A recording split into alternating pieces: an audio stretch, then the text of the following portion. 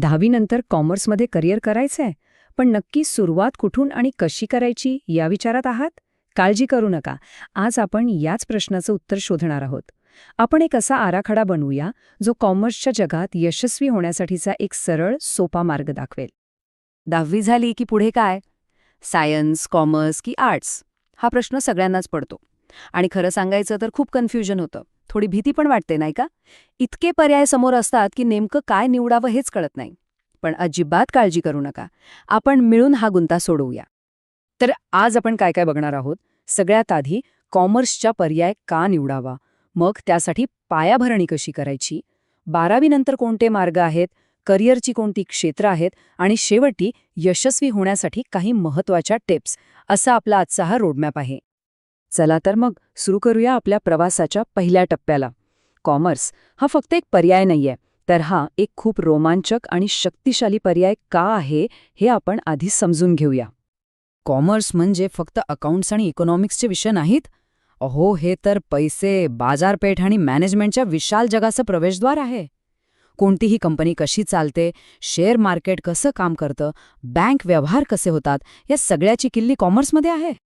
ही जी blueprint आहे ना, ती आपण 5 सोप्या टप्प्यांमध्ये विभागली आहे.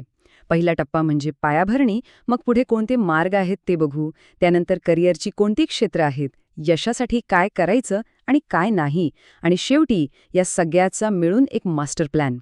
प्रत्येक टप्पा हा आधीच्या टप्प्यावर बेतलेला आहे, जेणेकरून आपल्या करिअरची एक मजबूत इमारत उभी राहील. ठीक आहे, तर आता वळूया आपल्या दुसऱ्या टप्प्याकडे, म्हणजे पायाभरणी. कॉमर्सच्या जगात कोणतेही करिअर करायचं असेल तर काही विषय अगदी पक्के असावे लागतात. बघूया कोणते आहेत हे मुख्य विषय. सगळ्यात पहिला आणि महत्त्वाचा विषय अकाउंटन्सी. याला तर व्यवसायाची भाषाच म्हणतात. म्हणजे बघा, जशी आपली बोलायची भाषा असते तशीच व्यवसायाची भाषा म्हणजे अकाउंटन्सी. कोणताही बिझनेस फायद्यात आहे की तोट्यात हे आपल्याला याच भाषेमुळे कळतं. त्यामुळे हा तर कॉमर्सचा आत्माच आहे. पुढचा विषय आहे बिझनेस स्टडीज. नावाप्रमाणेच यात आपण बिझनेस कसा चालतो हे शिकतो. म्हणजे एखादी वस्तू विकायची कशी, म्हणजेच मार्केटिंग, कंपनीतल्या लोकांना कसं सांभाळायचं, म्हणजे HR, आणि मोठी धोरणं कशी ठरवायची. एक प्रकारे हे व्यवसायाचं यूजर मॅन्युअल आहे. आणि तिसरा महत्त्वाचा विषय म्हणजे इकॉनॉमिक्स, अर्थात अर्थशास्त्र. आता हे काय आहे? तर आपल्याकडे पैसे, वेळ, साधनं हे सगळं मर्यादित असतं, बरोबर? मग या मर्यादित साधनांचा वापर करून लोक, कंपन्या किंवा सरकार सर्वोत्तम निर्णय कसे घेतात याचा अभ्यास म्हणजे अर्थशास्त्र. अगदी आपल्या घराच्या बजेटपासून ते देशाच्या अर्थव्यवस्थेपर्यंत सगळं काही यात येतं. चला, पायाभरणी तर झाली. आता पुढचा अत्यंत महत्त्वाचा टप्पा, 12वी नंतर काय? इथेच खरा निर्णय घ्यायचा असतो. आपल्यासमोर कोणते शैक्षणिक मार्ग उपलब्ध आहेत ते आता पाहूया. 12वी नंतर साधारणपणे 2 मुख्य मार्ग आपल्यासमोर असतात. एक म्हणजे अकॅडमिक किंवा शैक्षणिक मार्ग, जसं की BCom किंवा BBA सारखी डिग्री घेणं. यात विषयाचं व्यापक ज्ञान मिळतं. आणि दुसरा मार्ग आहे प्रोफेशनल म्हणजे व्यावसायिक, जसे की CA किंवा CS सारखे कोर्सेस. यात एका विशिष्ट क्षेत्रातलं सखोल विशेष ज्ञान मिळतं.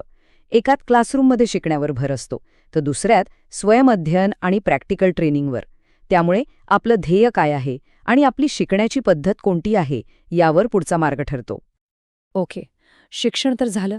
पण या शिक्षणानंतर आपण कुठे पोहोचू शकतो? कॉमर्सची ब्ल्यूप्रिंट आपल्याला कोणत्या रोमांचक करिअर डेस्टिनेशन्सवर घेऊन जाऊ शकते याची काही जबरदस्त उदाहरणं आता आपण पाहूया. आणि यातलं पहिलं आणि अत्यंत प्रतिष्ठित नाव म्हणजे चार्टर्ड अकाउंटंट म्हणजे CA. आता CA म्हणजे फक्त हिशोब तपासणारा व्यक्ती असं अनेकांना वाटतं. पण ते तेवढंच नाहीये. CA कंपन्यांच्या आर्थिक नोंदी म्हणजे फायनान्शियल रेकॉर्ड्स तपासतात. टॅक्स कसा वाचवायचा याचा सल्ला देतात. मोठ्या कंपन्यांचा पैसा कसा मॅनेज करायचा हे ठरवतात. आणि एवढंच नाही, तर फॉरेन्सिक अकाउंटिंगद्वारे आर्थिक घोटाळ्यांचा तपासही करतात. ही खरंच एक खूप मोठी जबाबदारी आहे. म्हणूनच त्यांना आर्थिक अखंडतेचे संरक्षक असं म्हटलं जातं, कारण ते कोणत्याही कंपनीच्या किंवा देशाच्या आर्थिक आरोग्याचे रक्षण करतात. चला, आता एका वेगळ्या, हाय स्टेक आणि ग्लॅमरस करिअरकडे वळूया. ते म्हणजे इन्व्हेस्टमेंट बँकर. इन्व्हेस्टमेंट बँकर काय करतात? तर त्यांचं काम खूपच स्ट्रॅटेजिक असतं. मोठ्या कंपन्यांना जेव्हा हजारो कोटींचा निधी उभा करायचा असतो तेव्हा ते मदत करतात. जेव्हा दोन कंपन्या एकत्र येतात म्हणजे मर्जर होतं, तेव्हा ते सल्ला देतात. गुंतवणूकदारांना चांगल्या संधी कुठे आहेत हे शोधून देतात आणि बाजाराच्या ट्रेंडचं विश्लेषण करून मोठमोठे निर्णय घेतात. हे काम खूपच आव्हानात्मक आणि वेगवान असतं. म्हणूनच त्यांना भांडवल आणि विकासाचे शिल्पकार म्हणतात. कारण ते पैशाचा योग्य वापर करून कंपन्यांना आणि देशाला पुढे नेण्यात मदत करतात. ते खरंच विकासाचे शिल्पकारच आहेत. ओके, तर आपण विषय पाहिले, करिअरचे मार्ग पाहिले, पण यशस्वी होण्यासाठी काय करायला हवं आणि काय टाळायला हवं?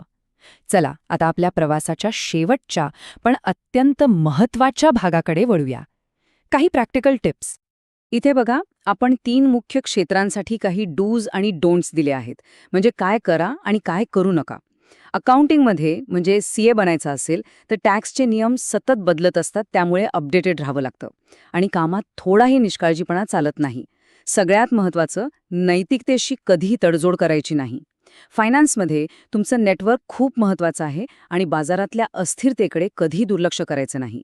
आणि मॅनेजमेंटमध्ये लीडरशिप स्किल्स आणि सॉफ्ट स्किल्स दोन्ही तितकेच महत्त्वाचे आहेत. ही तत्त्व नक्कीच लक्षात ठेवा. एक गोष्ट लक्षात घ्या, आज आपण जी ब्लूप्रिंट पाहिली तो एक नकाशा आहे, एक सुरुवात आहे. तो काही अंतिम नियम नाही. हा एक पाया आहे ज्यावर आपल्या अनुभवाने, कौशल्याने आणि आवडीनुसार आपल्या करिअरची एक भव्य इमारत उभी करायची आहे. तर मग आराखडा आता तयार आहे.